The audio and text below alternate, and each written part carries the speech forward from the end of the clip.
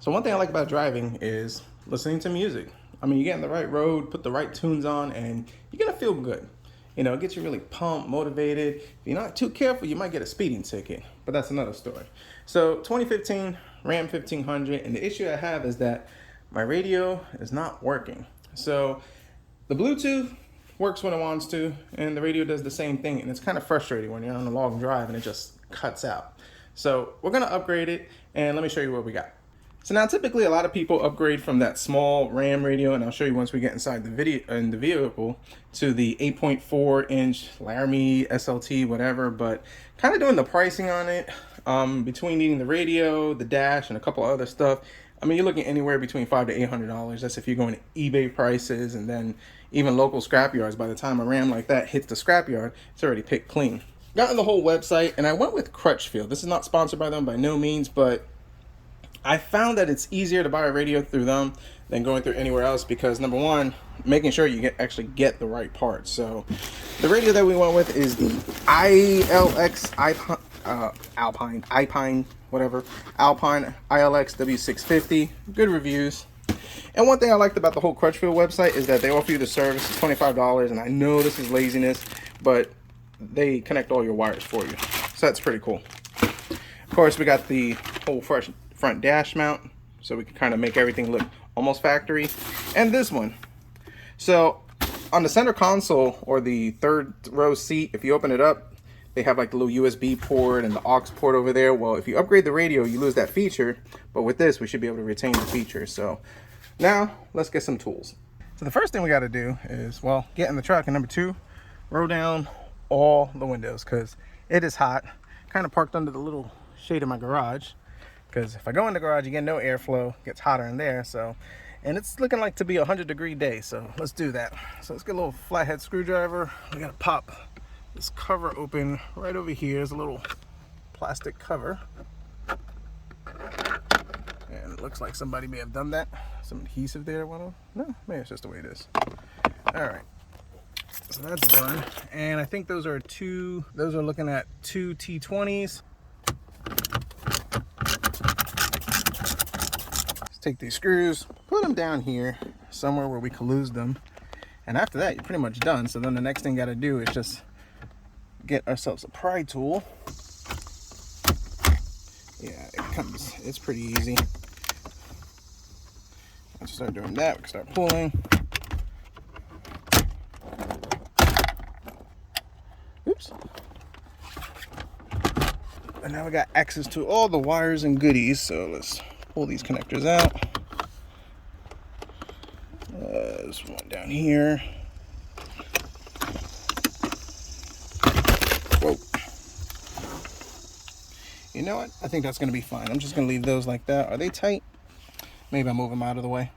All right, took it off. It'll be a good time to kind of clean all this mess off over here. So we got 4. These are 7 millimeters, which is very awkward. Man, these things are tight. Let's pull out these connectors. They should come out. Probably gonna need 2 hands for it. Oh, that was easy. I think this one's gonna be that way. That one's gonna be that way. This one should be this way. Pretty easy to pull out. All right, ready to remove. So now the next part is supposed to cut out this part over here. All right, so the instructions say we got to cut this part off. So not a lot of room. I wish I had a better tool for it, but see how well the old Dremel holds up. Max speed, of course. Man.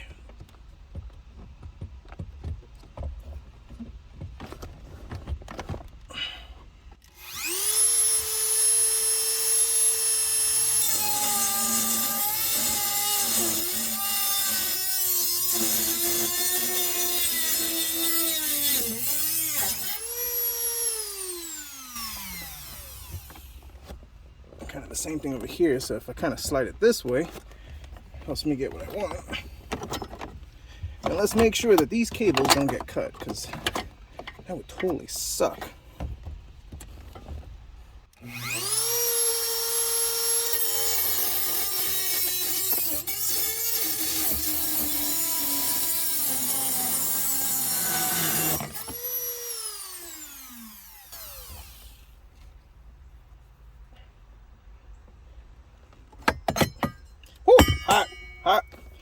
that was dumb. And of course, I'll vacuum and clean all this out, make it look prettier because it's pretty nasty. So now the fun part is, I've already went ahead and tested everything. Everything works, and I'll show you all that stuff at the end. I gotta install this clip, and what it is that you need the microphone for the whole hands-free Bluetooth calling thing. So where to put it? I mean, this is kind of weird. I mean, it's kind of cool they give you a clip, but typically, like, not sure where I really want to put this. Let's think about putting it right up here. And if I run it up here, then the driver and the passenger could both talk, because, you know, I travel with the family, and, you know, they love to get into conversations. So we could put it up here. Typically I put it over here, but I found in the past that you really can't hear the passenger. So what if I'm the passenger and I gotta talk to somebody? So I decided to mount it up here. Pop this down. If you're gonna pop this piece down, it's 2 clips up here, 2 clips, pull it down, and then there's these little anchors. If you pull it from the back, you'll damage the headliner. So I slid the clip in here, and I was able to route it into the headliner, come down the pillar. These are 2 10mm. You pop the plastics off, 2 10mm, just come right off. Went down through there, took out the gauge cluster, primarily to clean it, fed it through the back right over here, and it comes out right over here. So I'm really not a fan of that clip, but it's better. It does achieve what I wanted to do. Like I said, I want it in the middle. That way you can kind of hear both the driver and passenger when you're driving. So nice and clean. It works, routed. So let's go ahead. Let's get this radio mounted in finally. All right, so now for the wiring harness. Like I said, I went ahead and had them wire this up for me. Pretty good crimps.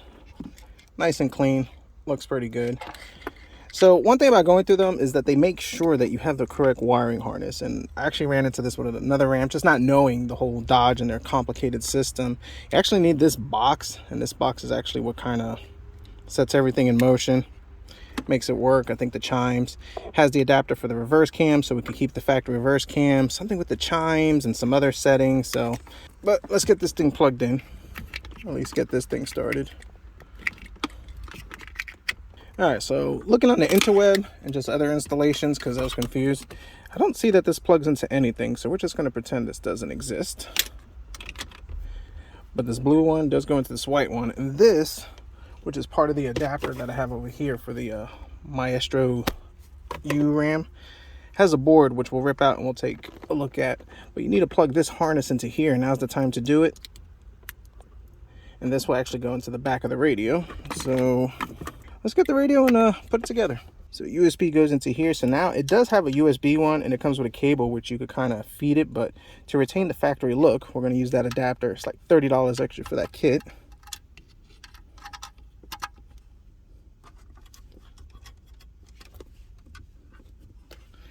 This is going to go right in here to the mic.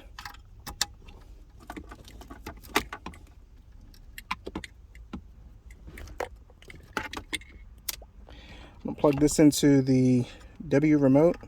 The antenna goes right in here. So I already installed this. So if you look, you have your USB and your aux. But the problem is that when you upgrade your radio, you're actually going to lose this feature. So I went ahead, we installed it on the radio. This is just temporary until I get the new one in. So I need to get this out. So to get this out, these things have these little, I guess they just snap in. You just pull them out, pull it all the way around. I mean, you could pull it over here, but I'm not going to do that. The same thing with this console, the cup holder thing over here. This all just gets pulled up. So you pull this up, pull these up, and then what we can do is lift this up like this. This comes down, and now I have access to my cables. So let's unplug these 2 cables.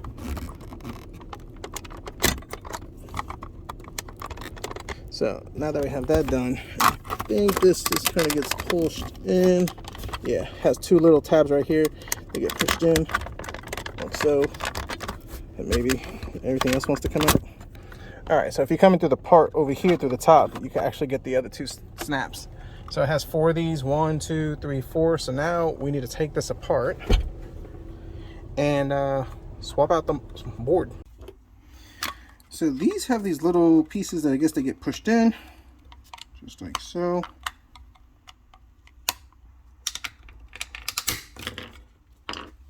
like 4 screwdrivers later, and it's out. So now it's got 2 screws, 2 Phillips right over here. So let's get that out.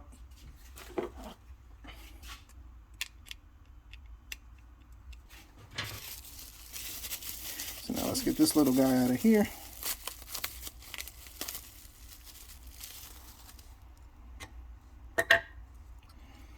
Pretty much we want to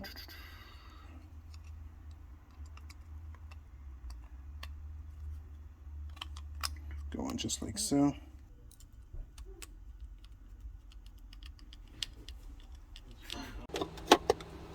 Gonna slide this back in just like so. It's easier to do it this way to make sure you have the right orientation. Factory. Let's go ahead and get these cables plugged back in.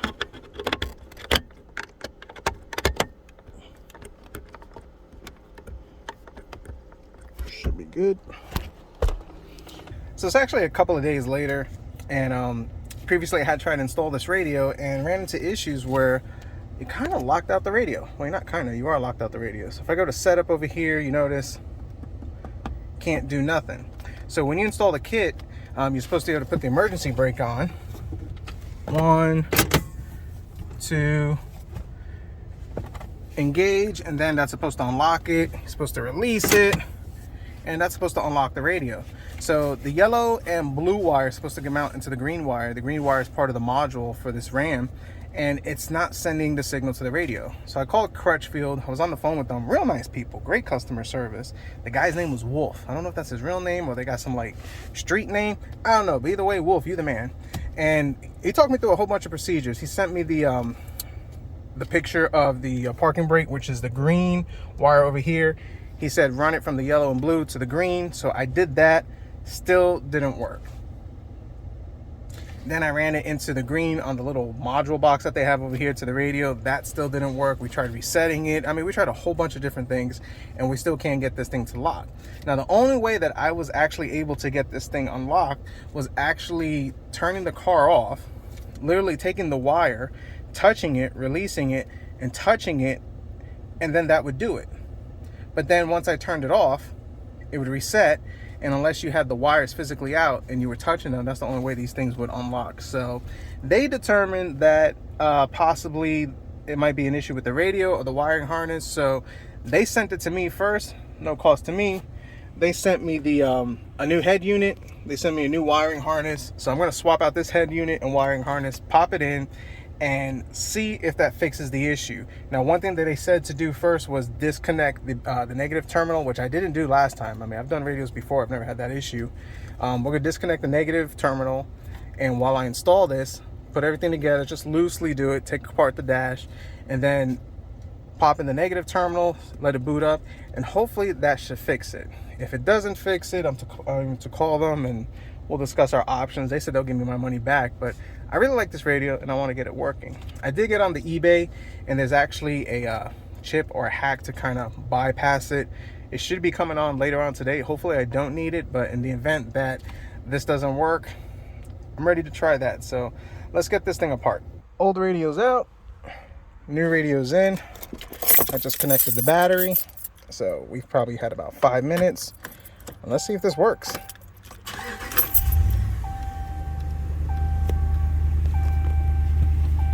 Well, that's interesting. This thing is not even powering on. All right, problem figured out. So apparently, hopefully it's not gonna be an issue, but they plug this into this. What's crazy is that they have the same pinout and they fit directly into each other. That's kind of nuts. Thanks Crutchfield for that. So I checked the old one, and that's when I kind of realized, yeah, this is not plugged in properly. So now I'm going to install this, and hopefully it should work.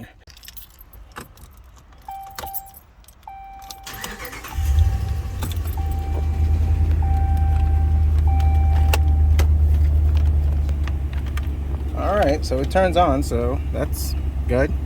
Let's see if we can unlock my settings.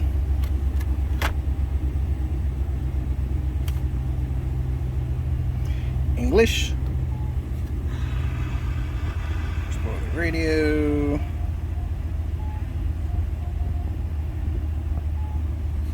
Now, obviously, this should be all disabled. So let's hit the emergency brake, off, on, on. Still the same thing. That's unbelievable. I just wonder if it's an Alpine specific issue. I've never had an issue with this with Pioneer, but then again, I've never installed it in a Chrysler vehicle. So that's kind of a bummer. So I think now the only thing left to do is wait for the mail, get that little chip adapter in, plug it in, and see if that fixes it. But this is kind of frustrating. Mail time. So the bypass thing came in, so I'm going to try to put it in. Well, I'm just going to use these locks. I don't like using these, but just to test it, we'll use these.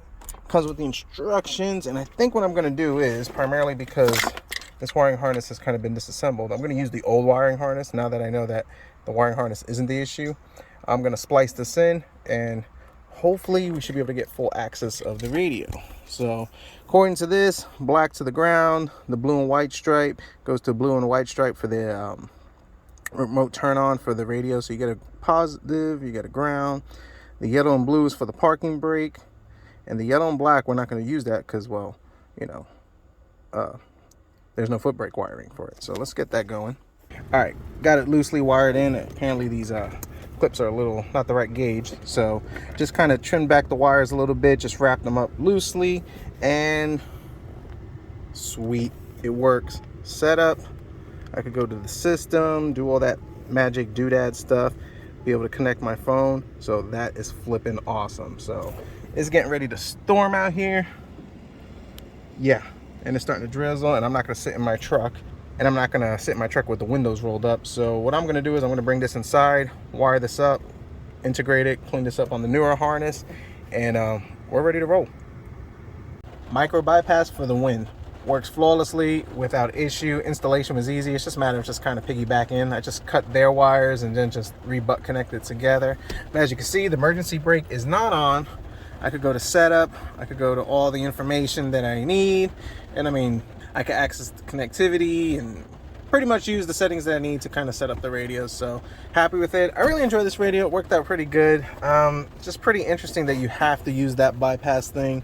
Other than that, their whole hack that they came up with the emergency brake does not work. So just kind of want to do this video to kind of show you kind of real world situations that, I mean, not everything works as perfect. Crutchfield, they were great. Customer service was great, even though they couldn't resolve the issue, and they even sent me a new head unit and wiring harness. I mean, that's pretty cool, but simple matter of the fact is that for this radio, you're just going to have the micro bypass. I've read other forums where people have set up the, the light switch. That's one way to do it, but I don't know. This works. It was $20. I'll post a link on eBay. So Ram 1500 radio Alpine installation. Pretty simple, but expect to get that micro bypass unless you have another hack. I know people have said, hey, just ground it and do this, that, and the other, but it has to have that signal, and it just doesn't have it. So hope you enjoyed this video. Thanks for watching, and we'll see what we fix next.